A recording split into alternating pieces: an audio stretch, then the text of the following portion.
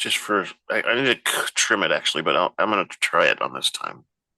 So intro, let's hit the intro. Welcome to the Rebel Alliance Briefing Room podcast. We are here to podcast about anything and everything Star Wars with you. Please visit our website where you can play current and past episodes. That's https://RABR KyleJohansson.us. That's RABR.KaileJohansen.us. On the left-hand side is a navigation menu. You can use this to learn how to load the Rebel Alliance Briefing Room podcast on your Android or Apple phone and tablet. And we have direct links to our podcast on Apple and Google Podcasts. Please participate by connecting to our social media, answering questions of the week, or submitting feedback directly from the site. Again, all of these are available at the Rebel Alliance Briefing Room website at RABR.KaileJohansen.us. And now, it's time to talk Star Wars. I am Kyle Jon Johansson, and this is Andrew Scott Sutton. Say hello. Hello. No, Andrew. He thinks he needs money more than podcasting, which is fine. To each his own. We've got Rick here. He's got a video up there, but for some reason he can't get his face on the video. But that's beautiful. That's better looking than my face ever could be. Yeah, that's a beautiful scene. Right over the front of a boat, out towards the water, and looking at the land in front of it. That's the far north of Northwest Ontario. That's God's place. Yeah, not much out there, but wilderness and yourself. That's the way it should be. Except for right now, there's probably 6 feet of ice, so I don't want to be there. Yeah, it gets pretty cold up there. It gets pretty cold. All right, so today we're reviewing Star Wars The Mandalorian, Season 3, Chapter 19, The Convert. First, we're going to go through some cast and directors and all that. We're going to play a commercial, and then we'll get into discussion along with our thoughts and the question of the week, which is going to be complicated, I think, for a lot of people. But yeah, so let's play the spoiler thing so we can get people ready.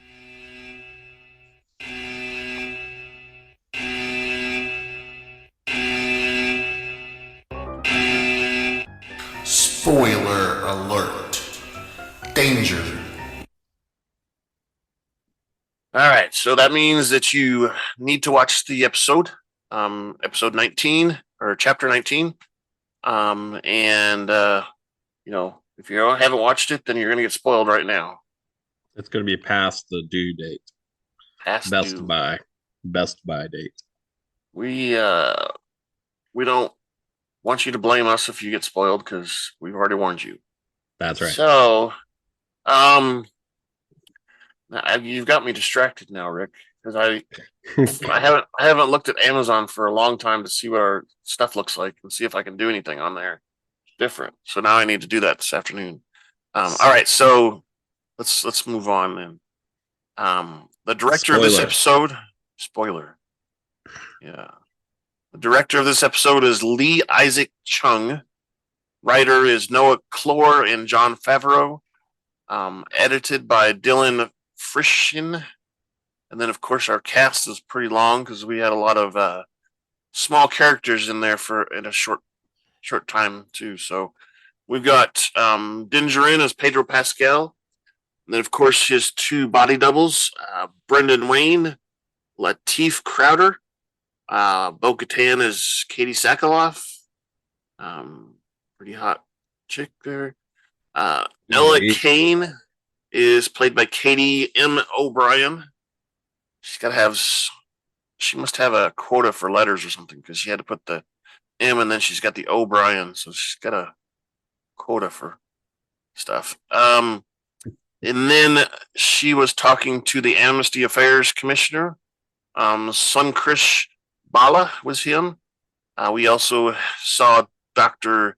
We learned his first name, Pershing, played by Omid Abtahi. And then, he gave a speech. And then after the speech, he was out in the lobby area. He talked to several aristocrats. Aristocrat 1 was Valarie Pettiford. 2 was Stephen Kern. Aristocrat 3 was Norwood Cheek. Aristocrat 4 was Veanne Cox. I think the one Norwood Cheek was the calamari fish looking one. Yeah, I was going to say, he talked to the guy that looked like the fish guy that was on the rebel ship. Yeah. And there's a little thing in the pod or in the show about that sort of. It's one of those hidden gems that people always find. Easter egg. Easter egg. Yes. Easter's coming. I'm so excited. Little buddy. Not really. Not really.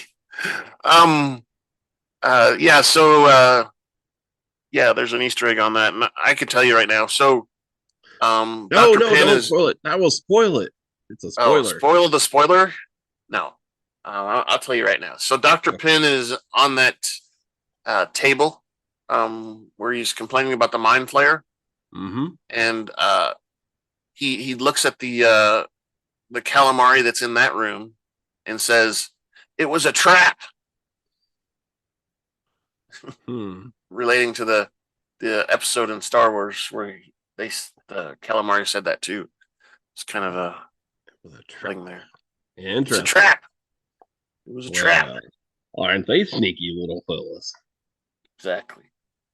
All right, so let's play the commercial that is the place that is exactly across from Aaron's Armor Sparkalorium. So we'll play that one. Are you planning your next trip to Tatooine? Well, come on down to Pelly's Mod and Repair Shop, where our droids will spruce up your wagon. We'll service just about anything from Starfighter Corellian Y1300 freighter to a Vespa hovering scooter. If we don't have the part, we can get it. If you qualify for our special program, we'll provide you with any part our Jawas can get. Well, that's right. Come on down to Pelly's Mod and Repair Shop, where we can store fuel and upgrade your vessel. We're located at Tatooine's Mos Eisley Spaceport. Hangar 35. 35, yeah. Just a side warning, be careful. Sometimes there's rumors of scams that have been going on with, parts being stolen off of people's transportation devices. Oh, yeah, so be careful with that. Is this a sketchy neighborhood? It could be. All right, so let's get into this thing. So the Mandalorian season 3, chapter 19, The Convert, first aired on March 15th. Do I need my concealed blaster permit for that? Yes, you do. Okay. You cannot I'm carry a blaster without a permit. Yes, I'm going to have to update that. Running time was 59 minutes, and our timeline is 9 after the Battle of Yavin. So that means it's time to grab your favorite beverage, pull up a chair, and join us in the Rebel Alliance briefing room.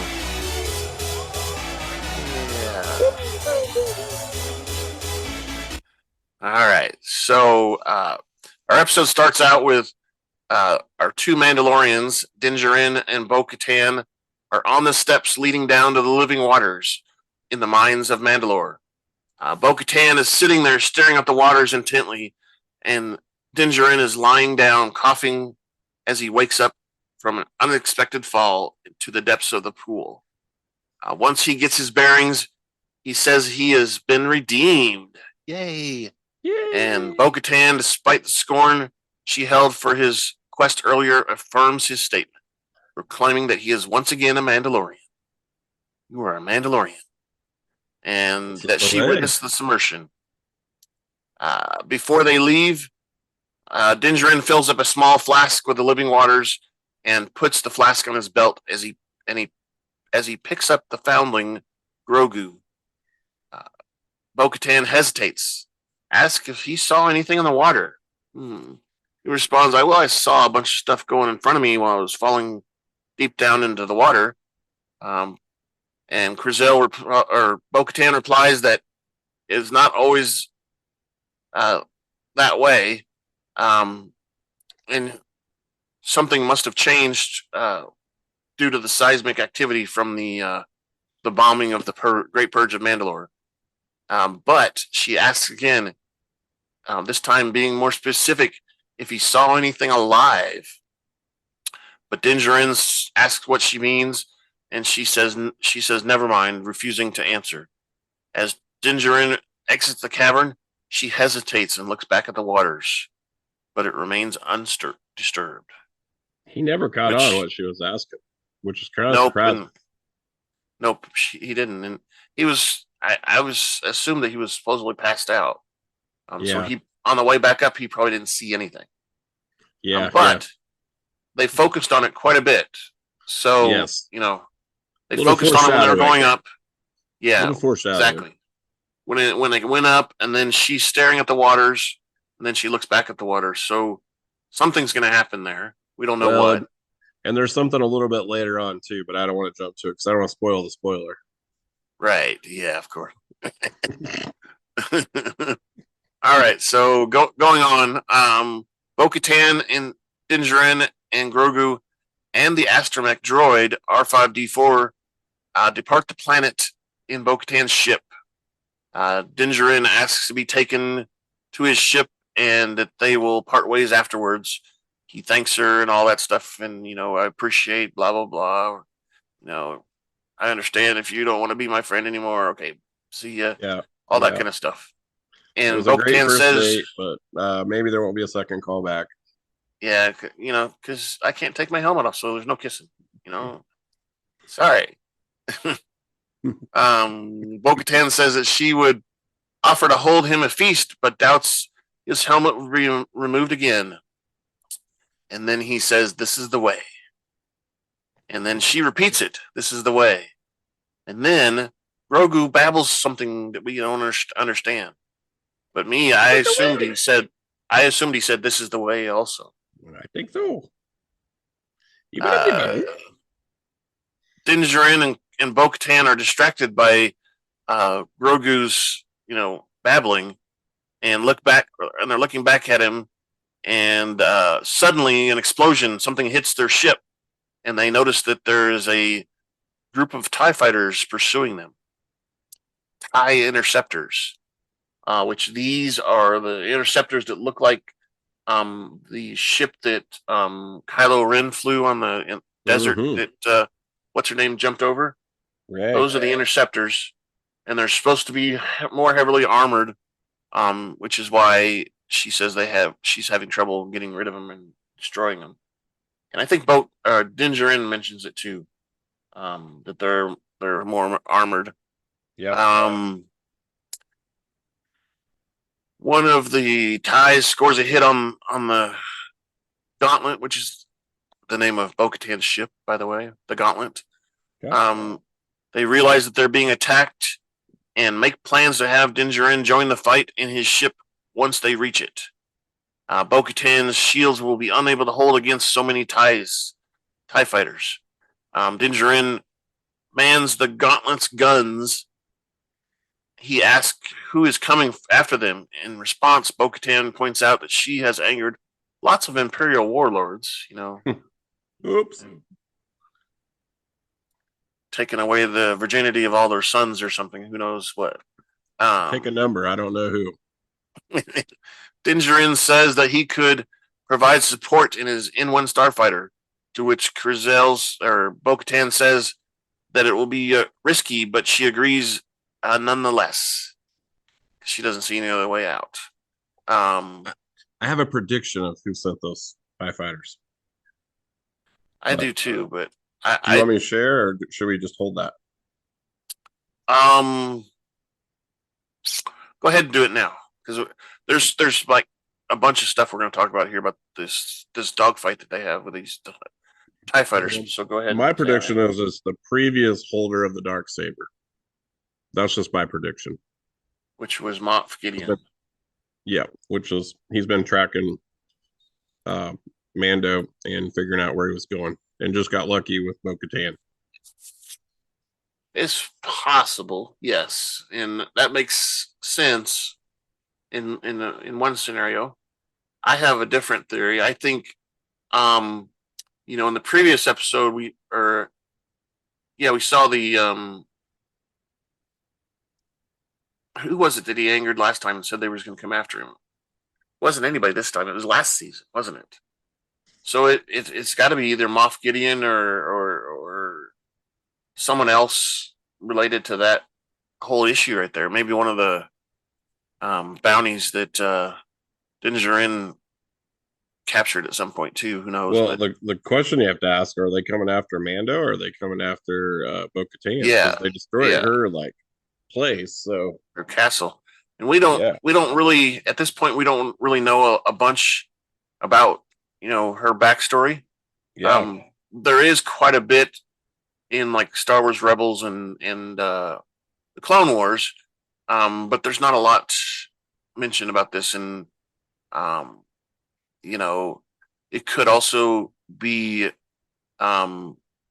Empire supporters too that are true haven't given in to the New Republic yet, and they're the Empire right around the time during the Clone Wars and the Empire was there was when the Purge of Mandalore happened. It was they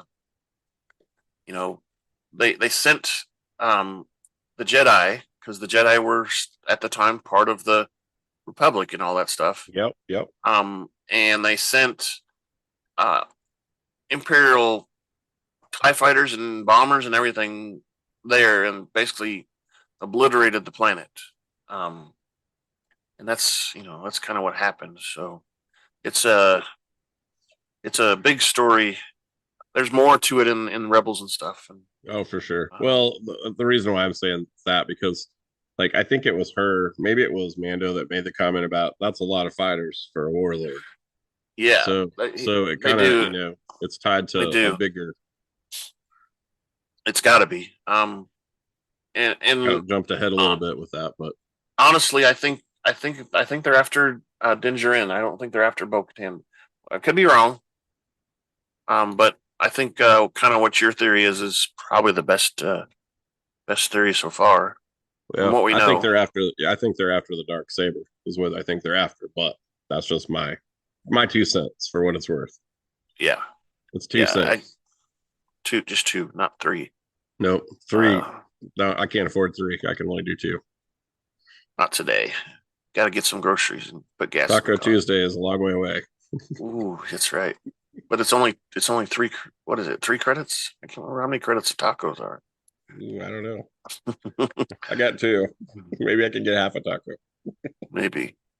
All right. So continuing on, as Bo-Katan's ship nears her castle, Djarin drops out of the ship's back end and activates his jetpacks right before he hits the ground.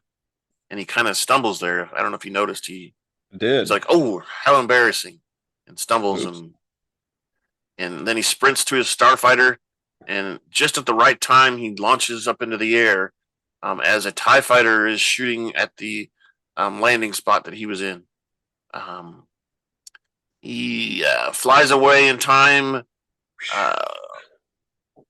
He ascends vertically before he goes up really high and does that little drop thing where you kill the engines kind of thing, and he drops back down and is basically doing a head-to-head thing with the TIE fighter, and he shoots the TIE fighter down and turns just in time to avoid the blast from the torpedo that he throws at the TIE fighter. He's playing a game of chicken. Exactly, chicken. Meanwhile, Bo-Katan flies between sea cliffs with multiple TIE fighters on her tail. She claims not to be anxious, but the R5D4 is pretty nervous. And I think at one point here we see him actually pass out. It looks like he falls back like he's passing out. Although she immediately it undermines the statement by accidentally scraping a wing against one of the cliff sides, admitting that it's been a while since it's been a while since I've actually done this, I guess. Although one of the TIE fighters does fly into the cliff and explode, she fails to shake the others until Djarin's N1 comes to the rescue. Dun, dun, dun, dun. He shoots one out of the air, and Bo-Katan instructs him to go to the right while she goes to the left, out over the waters, where she cuts her engines and turns one of her wings so that the shear forces will spin her around. That was a pretty cool move. It was a pretty cool move. It's like that was putting a on the maverick brakes. Yeah. Just tap the brakes. Yeah, and that was a pretty good one.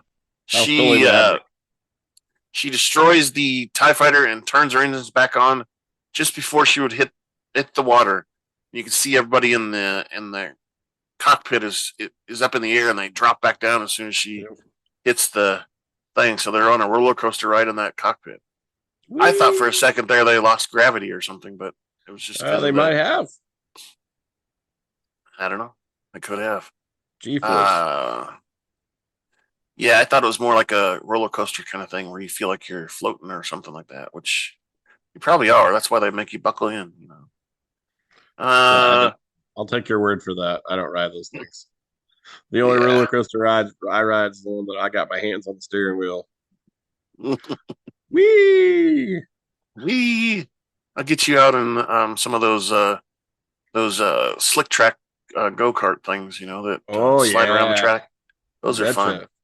Foot on the gas and you never touch the brake. Yeah, you turn into the slide. Sometimes you do. Nah, no way. Nope. You just take your foot off the gas a little bit. You never touch the brake on those things. Yeah. That's pretty much what I do. Foot to the floor all the way. All right. So now that they're clear of all the TIE fighters, Djarin and Bo-Katan are exchanging damage reports.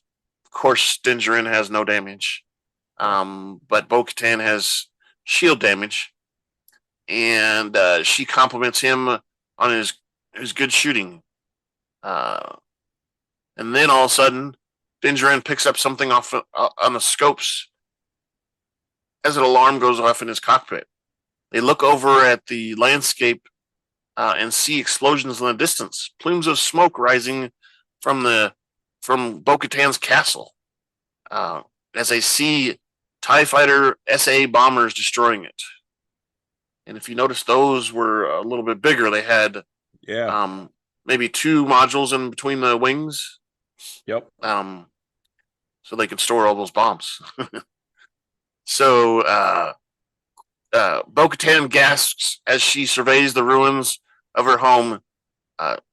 In shock, she turns in fury and pursues the bombers. She blows up one with a heat-seeking missile. Djarin sees over a dozen more enemies appearing on his scope and tells Bo-Katan they have to leave now, as they are far too many of them to fight. A swarm of TIE fighter interceptors emerges from the clouds, and Bo-Katan remarks that the sheer number of ships makes it less likely that the enemy of these forces is an Imperial warlord. Yep. There you go. Bo-Katan reluctantly turns away, following Djarin, and jumping to coordinates that he sent her. They disappear, leaving the TIE fighters behind them. See, he put his foot to the floor and left him in the dust. That's right. But he didn't flip the turbo switch though. Oh, that's true. He's saving the knocks for later. Mm-hmm. When he really needs it. Now we take an abrupt segue. We're on the planet Coruscant. Patrons fill the galaxy's opera house, which in the Revenge of the Sith, maybe. Yeah. One of those movies where Anakin's at the opera house with with Palpatine. Yeah. Same opera house. We're just having a speaker instead of weird bubbles and whatever stuff. Yeah. Entertainment. Yeah. This is an enlightenment versus an entertainment. Exactly. So they're listening to Pen Pershing, a former Imperial scientist who once worked for Moff Gideon. Oh. Yeah, sink that in a little bit. He speaks on his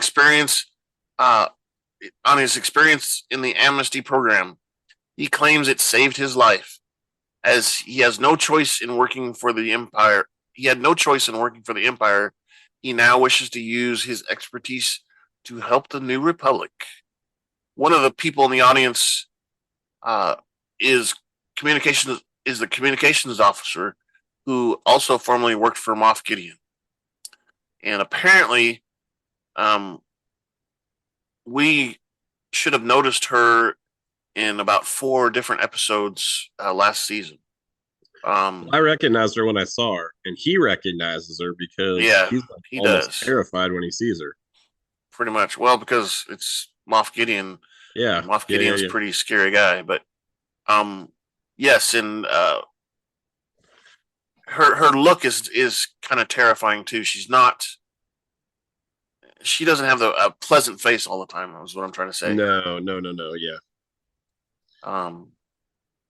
She has anyway. RBF. Arg. She has one of those ones where you got a cob up your butt and you can't really figure out how to get it out. Yeah, well, we'll just leave it at that.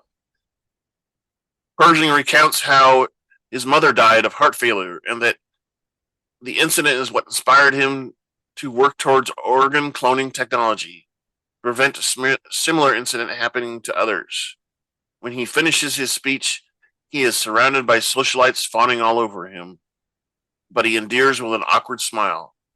And I want to stop here for a second and say, isn't it strange with all the technology and everything they have, mostly for weapons, I guess, but they have, things that they can fly on their back, these little rocket things on their back, all these technologies, but they don't have the cloning thing figured out yet.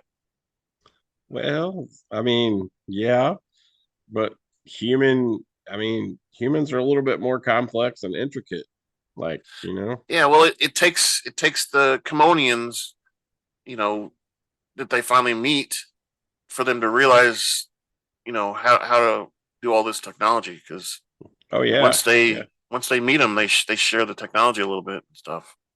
Yeah, and that's where Pershing bases most of his stuff on after that. But anyway, so Pershing takes taxi to his new home, the Amnesty housing. The taxi droid gives him recommendations for sightseeing opportunities on Coruscant, as he is relatively new to the planet, including the Sky Dome Botanical Gardens and the Holographic Museum of Extinct Animals. He exits his cab and walks into the courtyard of the Amnesty housing, where 4 residents are all wearing Amnesty uniforms and chatting over drinks. One calls him over and says, "Hey, come over here, buddy." He introduces himself as Amnesty Officer M34. Pershing shakes his hand and offers his designation in turn, Amnesty Scientist L52. Pershing's pins indicate that he is new to the Amnesty housing, and he explains to the Amnesty Officer M34 that he just arrived from the Reintegration Institute. M34 introduces the rest of the group, Amnesty Officer M40, G27, and G68, who Pershing recognizes immediately as the communication officer who worked for Moff Gideon. Mm-hmm. When he remarks on this, the group exchanges the rumors that they've heard about what happened to Gideon. One heard he escaped on his way to the War Tribunal, and another claims that it is merely a cover story to hide the fact that the New Republic used a mind flayer on him. And I wanted to explain the mind flayer a little bit, kind of explain it in the episode. But the mind flayer basically scrambles your brain a little bit. Mm-hmm. And for some reason, your brain interprets that as a feeling of relief. Okay. And if they turn it up high enough, it can scramble your brain enough so you could, you're pretty much a vegetable and possibly could die from it because it could scramble a little too much. You may not know how to breathe anymore or something like that. You crank it up and you become a tossed salad. Exactly. All right. Yeah, because he specifically says that you'll enjoy this. It will provide you with relief and relaxation. Relaxation maybe, but relief, I think. Yeah. I thought that's funny because that's coming up here in a little bit. But that calamari says, "I've even had it done myself." Yeah. And it felt wonderful. The fish head guy, and I'm thinking, right. I thought that was funny. Yeah. Rumors, warp tribunal, blah blah blah, mind flayer. Okay. When they turn to G68, she admits that she tries not to think about Moff Gideon as she focuses instead on how she can contribute to the New Republic. Yeah, and I was like, yeah, sure. Sure. I believe you. Yep. I think her pants got on fire a little too. Exactly.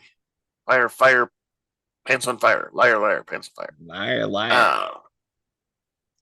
So the next morning, on Benduad Day, which that's the name of the day of the week, kind of like our Mondays and Tuesdays. Benduad Day is the 5th day and the final day of the week. So they don't have 7 days. That's interesting. And we hear another one. We hear a Tau Day. He mentions when he's on the shuttle. Mm-hmm. And then I think Zell Day is one of them too that we hear in this episode. Anyway, so the 5th day of the week, Pershing sits in his cubicle surrounded by other identical cubicles, and he's peering into a view screen. A colleague brings him a tray of data cards for him to archive. His new job has nothing to do with his expertise, but he tells his coworker he is happy to do whatever he can for the Republic. Later, he and G68 go sightseeing on level 5127, which must be one of the higher levels. They're eating glowing treats on a stick. I don't know what that is. Probably don't. It must be frozen or something. I don't know. I think it was frozen because she said something about your treats melting or something. Yeah, she does. Pershing admits he's overwhelmed by the crowds and remarks that the sheer number of people on Coruscant makes him feel insignificant. Yeah, so Coruscant is supposed to have like 3 trillion people on it or something, a huge number. Yeah. And you, like I said, this is level 5127. Think about that many levels being below there. That's a huge amount of, places. I don't know. It's almost like a city in a city. Each level is a different city or something, or maybe the poor people are on the lower level and the rich people are on the high level. I don't know. It's like, I was gonna say like the levels of a boat. The bottom level is the steerage class, and then the upper level is the hoity-toity. And maybe they're not supposed to interact within levels unless they're specifically assigned to do that or something. I don't know. It was kind of interesting. Yeah we see a couple different levels of Coruscant in the animated stuff. As a matter of fact, the last season of the Clone Wars was pretty much about Ahsoka and what happened with her. Mm-hmm. And she ends up going down quite a few levels and meeting some people down there that we end up meeting. The Bad Batch meets the 2 girls that are stealing the head of the droid on a previous episode. Oh yeah. They were in Clone Wars, and Ahsoka met them, and that's how they got involved in the alliance, or the you know rebels, I rebellion. guess you could say. The All right, rebellion. so he's overwhelmed, insignificant, but G68 says she feels special because she knows how much it took for her to return here.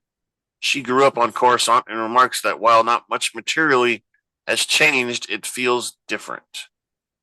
Because the New Republic's taken over instead of the Empire. Yep. She says they thought they were doing something good under the Empire, and Pershing says that he thinks about his unfinished research sometimes. He would like to use it to help a lot of people, and G68 suggests he continue it. He points out that because of the ethical complications of cloning, the New Republic is not interested in his work. And G68 responds that merely following orders is what got them into this mess of the Empire in the first place. The New Republic was struggling as a fledgling state, and his work would help, even if it would be against orders. Dun, dun, dun.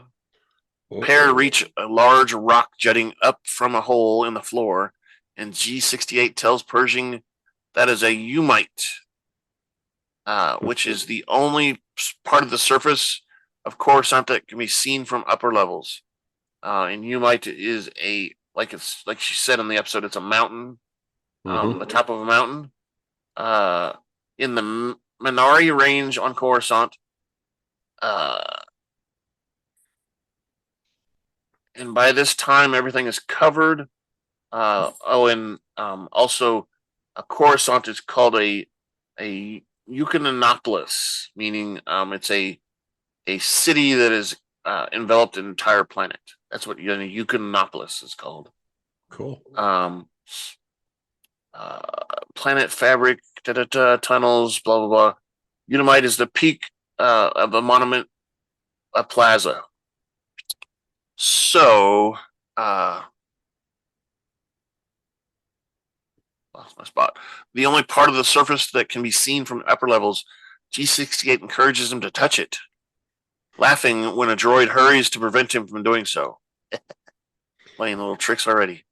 Missed the sign. Do not touch. Yeah, do not touch. And he drops his photon fizzle pop, or not his photon fizzle pop, but his whatever lighting up popsicle thing. But she offers to buy him a photon fizzle, which is different, in an apology for tricking him, which he's still laughing. Which kind of foreshadows her evil tendencies in a way. She enjoys torturing people or something. Way to ruin a very, touching moment. Exactly. In the morning, Pershing is interviewed by a parole droid who asks his feelings about the New Republic and general emotional state.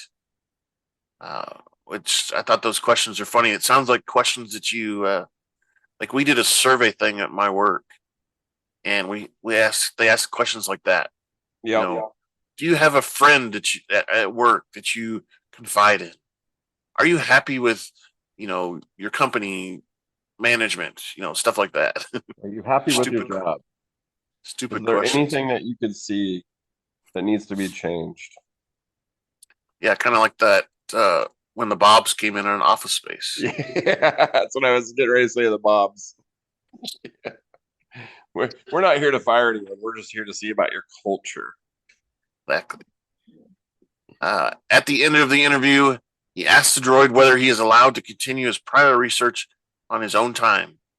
The droid responds, quoting that they are forbidden by the Coruscant Accords, which is I think it's that peace treaty that was signed that formed the New Republic and dissolved the Empire, basically. Means that they can dismantle all their stuff. So it's forbidden by the Coruscant Accords. I was trying to see if it had a date on the Coruscant cores, but I don't see anything. There's no record of a date. But it is, he quoted the subsection 13, subparagraph 7. So that would not be possible for Pershing. Pershing returns to Amnesty housing where he finds G68 sitting in the courtyard. He tells her that he's been thinking about what she said and that he wants to prove to the New Republic that his research can be used for good.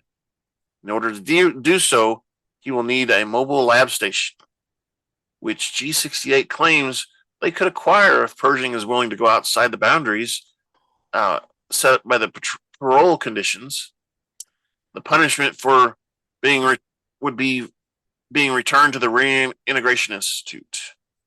G68 responds that she regrets her past actions in the service of the Empire, but says that she is willing to help if his research means a lot to him. When he refuses, breaking the law. Exactly. She's tempting him, it sounds like, right? Maybe. When he refuses, saying it's too dangerous, G68 tells him to sleep on it before leaving him alone in the courtyard. At his cubicle the next day, Pershing is confused at all the equipment he is tasked with archiving that's set to be destroyed, despite the fact that it's in working order. When he asks a colleague, the colleague refuses to entertain Pershing's claims that the equipment can be put to use. Instead of confessing, he confesses the department is extremely behind on everything. Bullshit. Between clearing the Imperial disposal yards and decommissioning the Alliance fleet, Pershing continues insistent that he could do something. The colleague admits that it is possible through a form called S11E003, a TPS report. TPS report. TPS report. Please wait. And there's nothing really about this thing. This is the first time this form has been mentioned somewhere. But it's a form that could be submitted to the New Republic in order to request a stay of decommissioning of Imperial equipment that was of particular interest. That's what the form is for. It just goes to show you that bureaucracy is everywhere. Paperwork is needed for everything. Exactly. Although he is unsure it's possible for someone of the Amnesty program to fill out one and submit it, Pershing then drops the line of questioning defeated, and his colleague leaves after assuring him that he is truly helping the New Republic. You're a good Pershing drone. wants Keep working. Keep working, and don't look around. Just keep your head down. We don't want you to talk to anybody. Mm-hmm. Pershing is once again interviewed by the parole officer, answering the routine questions about his feelings the same way as he had earlier. However, when he is asked whether he feels any anger or resentment toward the New Republic government or its employees, he hesitates, rubbing his ear. Kind of like that little thing he did when he was giving his speech. Yep. Talked about his mother, which I think that means he's anxious about telling a lie or something. I don't know. He's got to tell. You don't play him in poker. Exactly. When the droid repeats the question, he hurriedly answers no. He then interrupts the droid, who has stated on the end of the spiel, our main objective is to help he asks the droid if our main objective is to help the Republic, right? When the droid answers in an affirmative, he asks whether it supersedes everything else, which the droid confirms as well. Pershing lives deep in thought. Later, Pershing knocks on G68's apartment. Time for a hookup. Oh, no. He seeks her help in accessing the mobile lab station. You thought that was a booty call, didn't you? Yeah, no. Spoiler! She's obviously doesn't like that gender.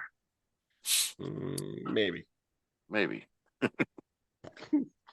A G68 pauses before consenting to the plan and suggests they do it the next night. Later, Pershing removes his Amnesty uniform and dresses in a brown coat and matching trousers. Before leaving, he tells himself that he is helping the New Republic. You are helping the New Republic. He's in front of a mirror, which, from what I understand, having a mirror that big is pretty much a luxury. But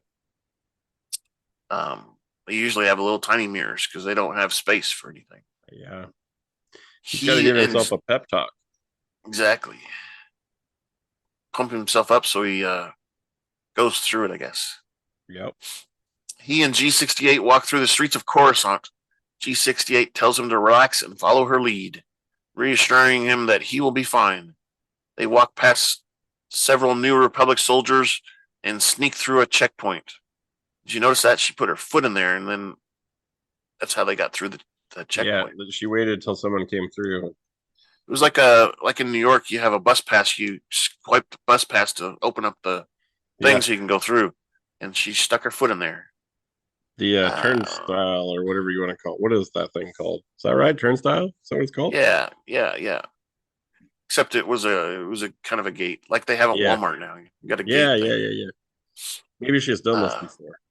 Maybe it looked like it because she kind of knew what she was doing there. Yeah. They walk past several more soldiers and sneak through the checkpoint. The two board a hover train where G68 briefly greets a Bufapella, which is that had the big furry kind of thing. Yeah, big guy. We saw that guy in another episode, not this show. Fought with the Alliance species. Where did we see him? I think it said it was like maybe it was in the Rogue One. Yeah. I think you're right. Maybe. But these guys are big guys, and the one I think in Rogue One was a smaller guy, but well, he looks like the face part, not the body, but the face part looks like that's where it was from. So it was in Rogue One. No, that's not Rogue One. That's one of the new movies. So it was in the Canto Blight casino, where Finn and Rose break in there. And it's one of the first things they see is this big guy, and then they run into that little guy that's so drunk that he can't figure out what he's doing. Yeah. So anyway, she, at the cantina, Canto Blight Casino and Cantina.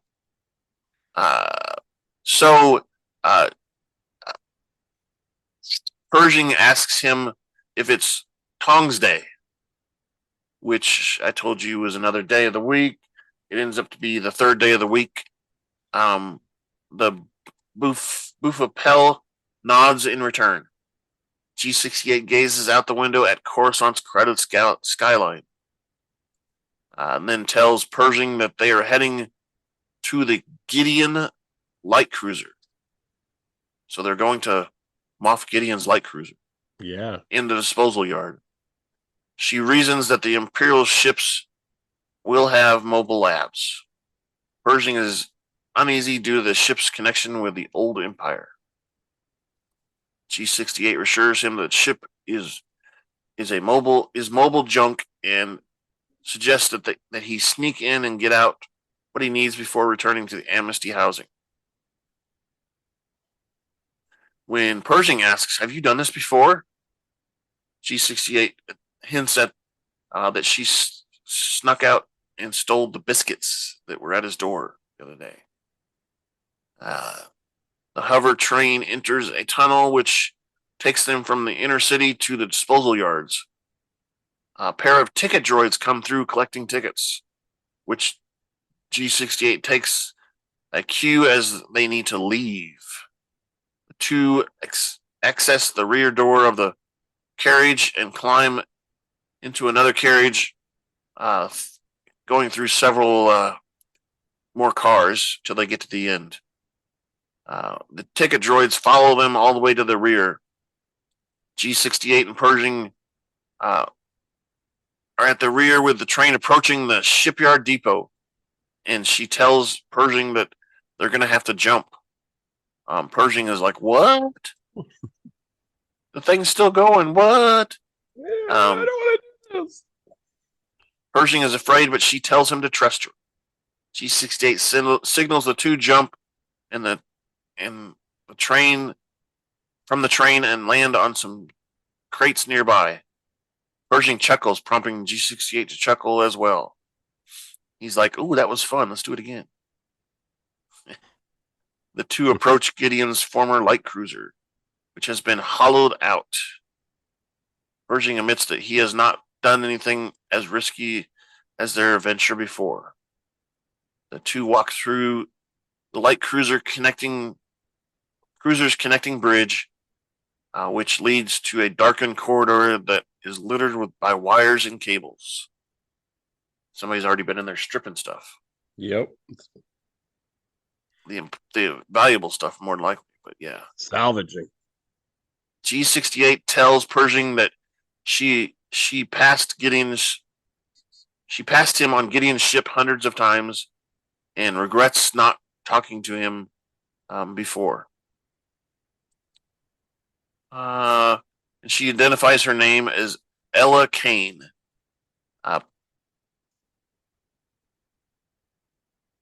As a scientist, Kane leads G68. No, Kane is G68.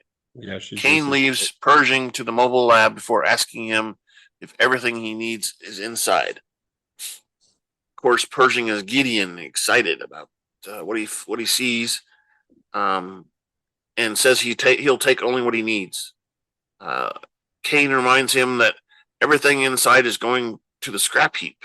It'll be thrown away, and Pershing regales Kane with a story about his childhood dream of being inside a laboratory, mentioning that his mother grew up in a small town and never lived to see that dream.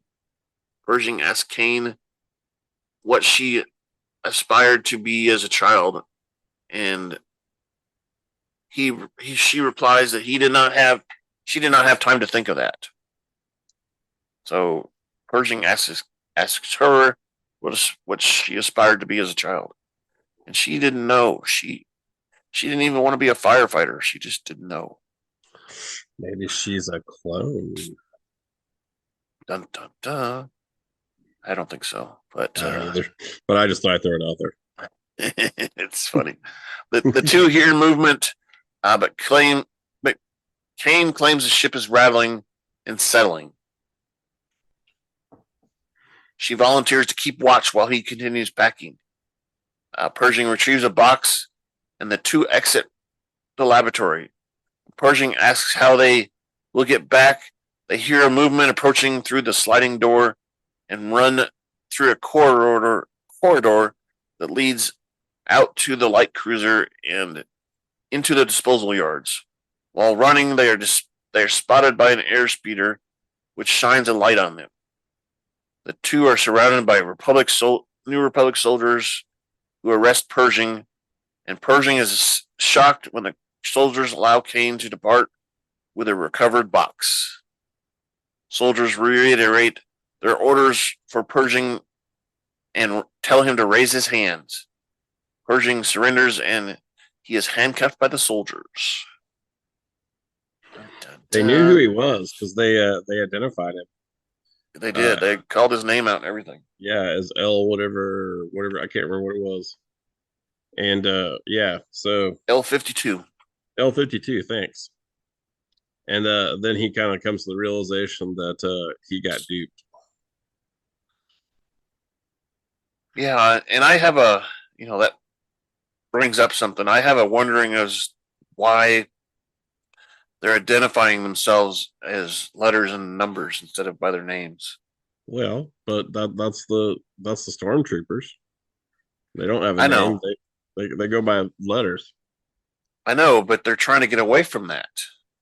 Because the Empire was the stormtroopers. Yeah, but and the clones. It's hard to break old habits. I guess. I don't know. It just seems weird to me. Yeah. Maybe they're doing it because that's what they're used to. They're all people from the Empire and they're used to that kind of thing. I don't know. Yeah, But it just seems I weird. don't know. Okay, so Pershing is restrained on an operating table by a Mon Calamari technician. Pershing tries to explain his actions, but the technician responds that the Amnesty officer G68 has already submitted a report. When Pershing asks what she told him, the Mon Calamari replies that he understands that adjustment can be difficult. Pershing protests, but the technician says the Imperial indoctrination can be difficult to overcome. When Pershing realizes that he will be subject to a mind flayer.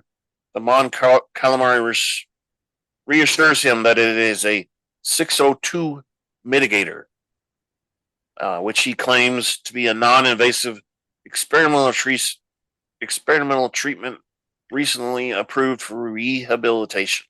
It's a mind flayer. It's a mind flayer. No, it's not. And well, yeah, that's what they keep telling him.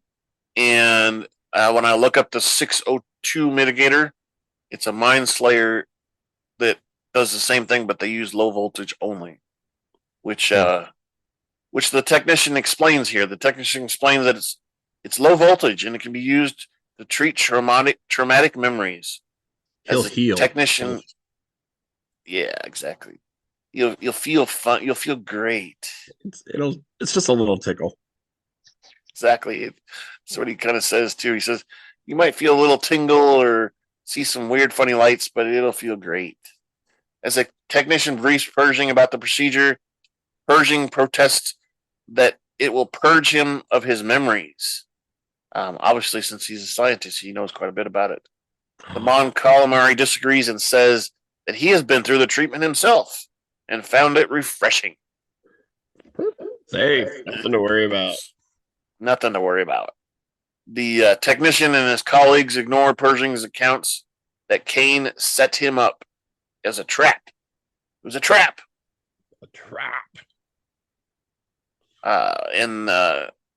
You see the one guy put the helmet on, and then we have another technician that takes his glasses off too. And Kane watches the procedure through, the glass window. The one-way mirror. Yeah, the one-way mirror. But Pershing can see her through it, so it's not a mirror, I guess. But I guess true.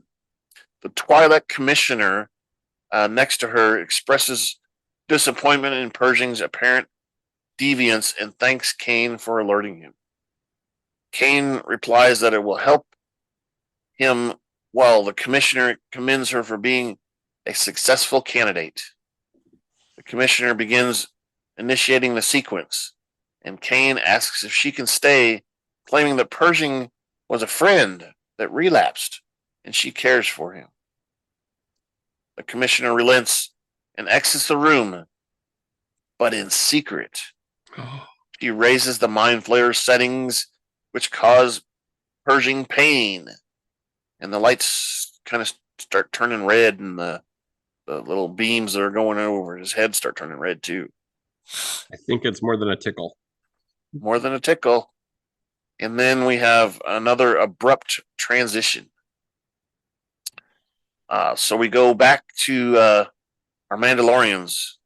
Bo-Katan, a ship Gauntlet, and Djarin, the starfighter, exit hyperspace above an unidentified planet where the Children of the Watch covert is based.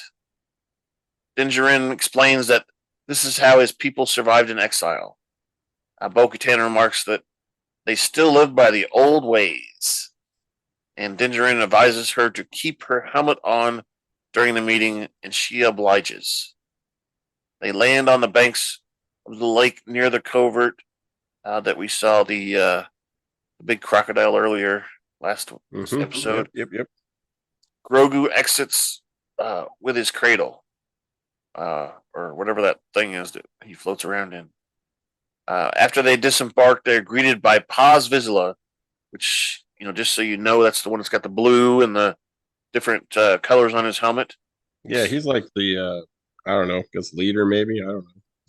Is that what his title is? I would say maybe elder. Elder might be a good word. Yeah, yeah, yeah. Because he was the one that was in charge at the old planet too. Yeah, I think the armor is actually the one that's in charge of the clan. Okay. Like kind of like a maybe a witch doctor kind of idea. Which I mean, she's not really, but she's the one that makes their helmets and their armor and all that stuff. So she's the tight knit person that keeps them all together and all that, I guess. But and Paz Vizsla was seen on the Clone Wars also.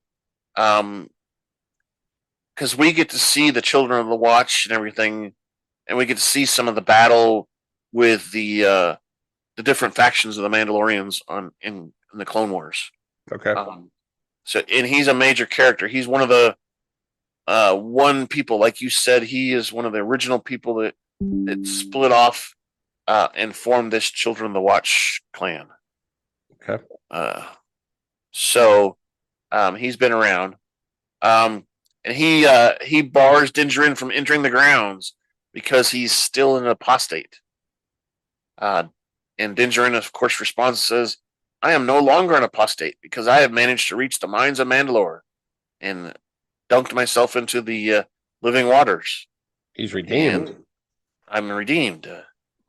Vizsla does not believe him, but Djarin explains that it's a lie that Mandalore is uninhabitable and cursed. When Vizsla asks how they can ascertain if Djarin is lying or not, Bo-Katan speaks up for him and says that she was a witness. This prompts Vizsla to ask Bo-Katan who she is, addressing her as a night owl, which is a reference to the pattern on her mask. Yeah. mask. Bo-Katan introduces herself as Bo-Katan House of Kryzel. And Vizsla regards Kryzel as an apostate as well. Djarin submits a cylinder proving that they have been to the living waters. Vizsla replies that they will see if this is true or not, and allows the three of them to enter the cave under heavily armed guards. So they surround them pretty much and don't let them, out of their sight. Yep. Inside, the armor is working at the smelter. Vizsla reports that Djarin and Bo-Katan claim to have bathed in the living waters. When the armor asks if this is true, Djarin submits his cylinder that he collected the water in as proof. And Bo-Katan testifies that she was present and that she pulled him out of the water when he fell into the depths. Grogu watches from inside his little cradle while the armor empties the cylinder contents into a water container, releases a turquoise kind of color into the water. And the armor ascertains that Djarin is telling the truth and declares him redeemed, adding that this is the way. And we hear it repeated all over. This is the way. This is the way. This is the way. She also rules that Bo-Katan is redeemed by creed. When Bo-Katan responded that she is not a believer, the armor asks if she has bathed in the waters and has removed her helmet since then. Bo-Katan confirms that she has not removed her helmet, and the armor permits Kryzel to join the covert and live as her ancestors once did. She gives Bo-Katan permission to leave, but states until then she is one of the Children of the Watch. The armor leads her followers by chanting, "This is the way. This is the way. The way. This is the way." Crazy cult people. Yeah. As the other Mandalorians praise Djarin, and their praise Bo-Katan a little bit too for redeeming themselves, and then joining the convert. Exactly, and they and we see that Bo-Katan sees a silver or probably a Beskar version of the Mythosaur hanging on the wall in the room. Yep. Which brings us back to the waters. Foreshadowing again. The foreshadowing. And that's when the credits start rolling down the screen. Well, and we've seen that Beskar or whatever it is, thing before, because it hung with the armor before. Yep. So there's some connection that we are going to find out or alluded to. Well, the background is, and they kind of explained it when Bo-Katan was plaque. Yeah, when she read that plaque, but the Mythosaur is one of the foundations of the Mandalorians. They basically, I don't know, tamed the Mythosaurs, you could say, and they regard that as a huge accomplishment, kind of thing, and they somehow the Mythosaurs they thought went extinct. So to honor them, they used the symbol to honor the Mythosaur. But apparently, from what we saw, maybe they aren't as extinct as we thought. Which frightens Bo-Katan. Frightens Bo-Katan. Yeah, so that's the show.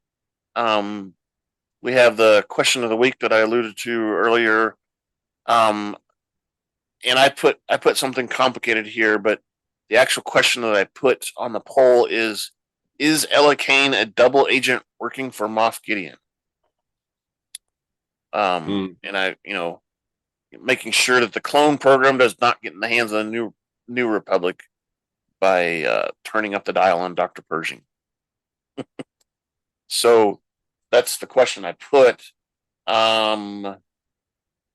Where's my page? If it walks like a duck and talks like a duck, it probably ain't a penguin. Exactly. A penguin. The fact that she took him to Moff Gideon's ship, which just happened to be there to be, junked out or decommissioned or whatever term you want to use. The fact that she was on Moff Gideon's ship and met the doctor numerous times but never introduced herself, and the fact that the doctor saw her and recognized her for being on Moff Gideon's ship and was a little terrified at that fact. Let's be honest, because when he first initially saw her, he was a little like heebie-jeebie, like fearful of that. Yeah, taken back. So if she's not a double agent, they've done a heck of a job of writing to make it implied and inferred that she is. So my answer is she's not a penguin. She's a duck. Exactly. So on the actual poll, I put 4 choices. And I don't normally read these off, but I'm just going to read them off just because they kind of talk to what you said. So the first choice is yes, they want to keep the clone program away from the New Republic. And then I put no, she just doesn't like him. And then I put another one for yes, Dr. Pershing crossed Moff Gideon for the last time. Oh. And then the last choice I put no, she is just against everyone. She doesn't like anybody. It's not you, it's me. It's me. So that's a perfect opportunity to answer the poll and then put in the comments what you think. Which brings us towards the feedback section here. Let's go back this way. Feedback at KyleJohansson.us. That's feedback, KyleJohansson.us. That's right, feedback. So we really would love to discuss and get you as an audience involved in this podcast. It's great that we're talking amongst each other, but maybe we're wrong. Maybe we are just making up stuff and it's not really true. So tell us if we're wrong.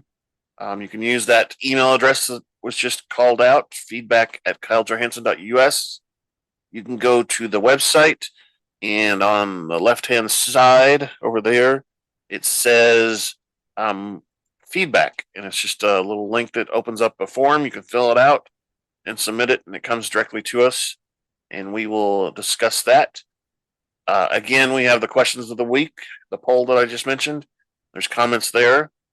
We are on Twitter at super_duper_pod. And then now we're on Spotify and YouTube with our videos. And Spotify and YouTube both allow comments when you've looked at that as well. I want to explore. I think Amazon has a comment section too. But I really wasn't happy with Amazon's stuff before. I'm kind of hoping, like I was telling Rick earlier, that they've changed it a little bit. So we'll see. So we have those ways. We have those ways of getting feedback. Send us the feedbacks. Then we can figure out whether or not we like it or not. Yeah. All right. So anything else that you wanted to this was a really long episode. Yeah, I was gonna say this one was a longer episode than I think normal. So which was good. I mean, I enjoyed that. Yeah, it was almost, I mentioned that there was a abrupt transition. It was almost like two different episodes, but it was in one, Yeah. Maybe one of them was too short and they're like, let's just combine it. Well, they're tying some stuff together, I think. This has been pretty fast paced. Like, it's always on the go. Yeah, I mean that's true. It's just the stuff with Dr. Pershing, I think eventually we'll get back to our Mandalorian and stuff. Oh yeah, because Moff Gideon's looking for him still. I'm pretty sure of it. Since Mando put him in jail basically by defeating him and getting the dark saber and surrendering him to the Republic. Agreed. And I think this is kind of a key important backstory to that. I do too. I think this is how we see how Gideon operates, basically, if it's true, how he operates. Yeah. What? Sweet. I don't see that. It's just adding to the checklist. Sorry, I was looking at Amazon again. Yeah, I agree, and I think, like we've discussed, there's going to be a lot coming on that subject. We're just now into episode 3. Next week will be episode 4, chapter 20. And that means we'll have 4 more after that. There's only 8 this season. So we're getting to the midpoint where something's got to break, right? Something's got to switch over and we get into the exciting stuff, I'd say. I think maybe he makes an appearance next week or the week after, maybe. Possibly. Some of the spoilers, and I'm going to say it because I don't think it's true. Some of the spoilers are saying that next week is an Ahsoka episode. It could be, which means we'll probably get the Ahsoka episode and not hear Moff Gideon if that happens. But I don't know. Like I kind of mentioned before, Moff Gideon worked for Grand Admiral Thrawn. So they could tie together that way because we know from the previous episodes or previous seasons that she was looking for Thrawn, because that's what she asked that lady when she was fighting him. Where is he at? Tell me his location. Fighting with that Beskar spear or whatever. Maybe we like so. maybe we get both of them showing up, and there's the It could be tie-in. possible. Could Could be be possible. Or Could be we possible. get introduced to one of them and then focus on the episode, and then right at the very last we get introduced to the other one, which leads us into episode 5 potentially. I don't know. I think if they're gonna reveal a Thrawn, if they're gonna do it this season, I think it'll be the last episode, last 2 episodes, probably, and just leave us hanging and to lead into the next season. I agree with you. Yeah, because I mean, as you know, the writing on this stuff is pretty good. There's been some shows outside of Star Wars that are much better writing, but this is pretty good writing for Star Wars. Yeah, they have a pretty good plan, and I think that's justice to Jon Favreau, because he's got the plan already planned out before they even started filming all the episodes. Yep. It's not like a regular TV series where they kind of make it up as they go every episode or whatever. He's got it all planned out, and there's an end point that they have to get to every season and every for the entire show. And I personally think that end point is somewhere to do with Thrawn, but I could be wrong. There could be a lot more. I mean, we could end on Luke Skywalker training hundreds of new Jedis. I don't know, because that does happen in this time period. It could, and maybe that's how we get connected to Ahsoka too, is through maybe Luke makes another show. I don't know. I don't know. Well, see, I have a suspicion that now that Djarin is redeemed, that he is going to seek out Luke Skywalker because he still doesn't know how to use that dark saber. True. Last time he used it, it was heavy for him still. Mm-hmm. So I think he's going to seek out Luke Skywalker and get some training on it and help him figure out why he can't do that. And reconnect Grogu with Luke, maybe. Yeah, and like I mentioned at the beginning of the season, we have to consider the fact that remember when Djarin was taking the Frog Lady back to her home planet, and they couldn't fly with hyperspace because there was a problem with his engine, so they had to do the old-fashioned way. Yeah, and that supposedly took 2 years to happen. Wow. Which means Grogu was with Luke for over 2 years. Because right after that, he lands on Mos Eisley, and he's there with what's her name, and Grogu shows up. Yeah. In the TIE fighter or whatever. Mm-hmm. Luke's TIE fighter. Not TIE fighter. That's not what it is. It's a X-wing. X-wing. He shows up in Luke's X-wing when all the Boba Fett stuff's going on. Yep. So that time frame was 2 years, plus a little bit more for all the Boba Fett stuff to happen. Of course, he was there during most of the Boba Fett stuff. Grogu was.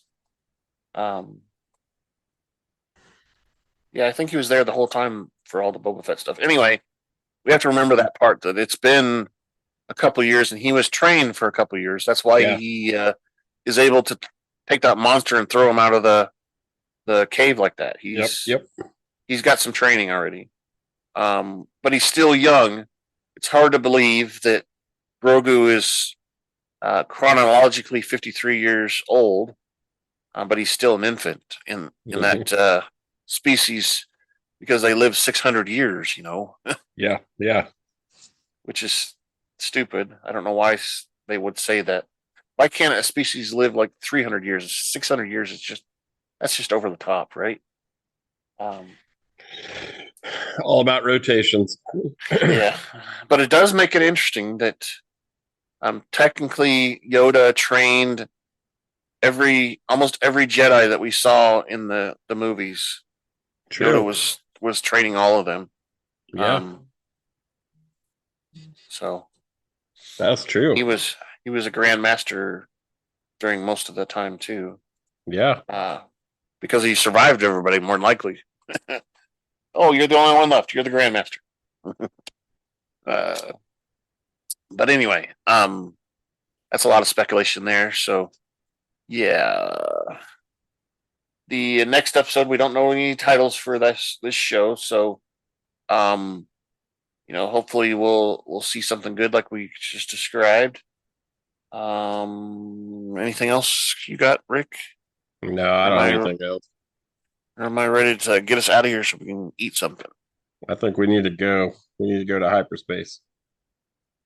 All right. Thank you for listening to the Rebel Alliance Briefing Room podcast.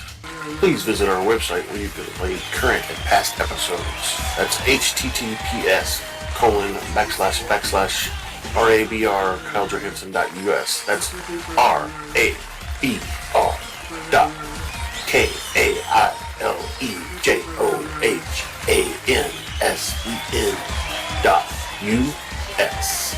On the left-hand side is a navigation menu. You can use this to learn how to load the Rebel Alliance Briefing Room podcast on your Android or Apple phone and tablet. And we have direct links to our podcast on Apple and Google Podcasts. Please participate by connecting to our social media, answering questions of the week, or submitting feedback directly from the site. Again, all of these are available at the Rebel Alliance Briefing Room website at RABR.KAILEJOHANSEN.US. This podcast in no way is approved, sponsored, or owned by Lucasfilms Ltd., Disney, Disney Plus, or any of its subsidiaries.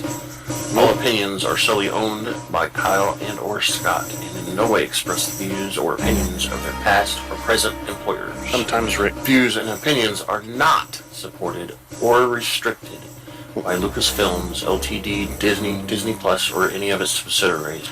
Any rebroadcast, reproduction, or any or other use of this podcast and its affiliate sites without consent of Super Duper Podcast Network and its host is prohibited. Right. Prohibited. I am Kyle Johansson. Against the rules, Andrew Scott Sutton. Say goodbye now. Today we've got Rick instead of Andrew. Rick is in that boat looking out over the water. We can't see his face. The sun is setting. Goodbye. And the sun is setting. So, yeah, talk to you guys next week. We're out of here.